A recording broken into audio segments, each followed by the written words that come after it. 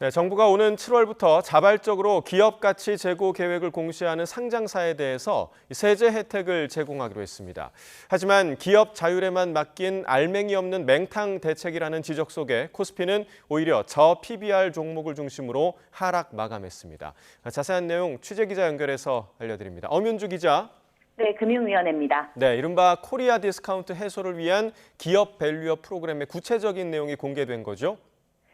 네, 지난달 한국거래소에서 열린 민생 토론회에서 윤석열 대통령이 기업 밸류업 프로그램을 처음 거론한 뒤 한 달여 만에 세부 방안이 발표됐습니다. 먼저 금융당국은 상장 기업이 자율적으로 기업 가치 제고 계획을 공시할 수 있도록 가이드라인을 제시하고 오는 7월부터 기업의 자발적인 참여를 유도하기 위해 각종 지원책을 제공하기로 했습니다. 이사회를 중심으로 매년 중장기적인 관점에서 각 기업에 적합한 기업 가치 제고 계획을 스스로 수립해 공표하고 거래소에 자율 공시하도록 안내하겠다는 계획인데요.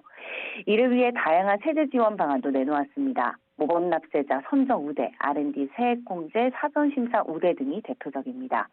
이와 함께 우수기업 중심으로 코리아 밸류업 지수를 개발해 기관 투자자가 벤치마크 지표로 활용하게 하고 연계된 상장 지수펀드 ETF를 일반 국민도 투자할 수 있도록 했습니다.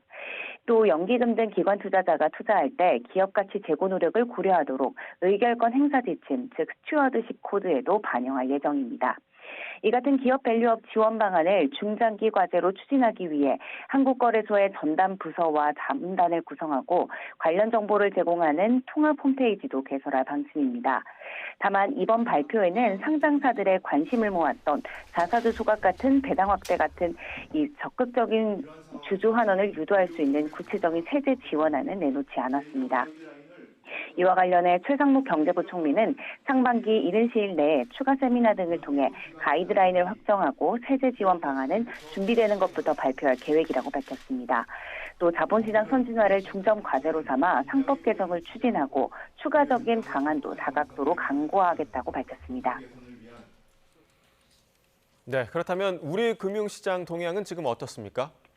네, 정부가 저평가된 우리 증시를 끌어올리기 위해 야심차게 세부 방안을 발표했지만 취지가 무색하리만큼 오늘 우리 증시는 모두 하락 마감했습니다. 오늘 코스피는 전거래일보다 0.77% 내린 2647.08의 장을 마쳤습니다. 특히 대표적인 저PBR 종목인 자동차와 금융 종목들이 일제히 하락하며 지수를 끌어내렸습니다. 이번 정부 발표에 강제성 있는 조항이나 주주 환원에 대한 구체적인 세제 지원이 담기지 않았다는 점에서 시장의 기대치를 충족시키지 못한 것으로 보입니다. 무엇보다 투자자들로서는 이번 프로그램이 상장 기업의 자율적 참여를 전제로 하다 보니 강제성이 없다는 점을 주목하고 있는데요. 다만 이에 대해 금융당국은 기업 가치 제고를 위한 기업 노력을 강제하는 것보다 인센티브를 통해 자발적 참여를 유도하는 게 현실적이고 바람직하다는 입장입니다.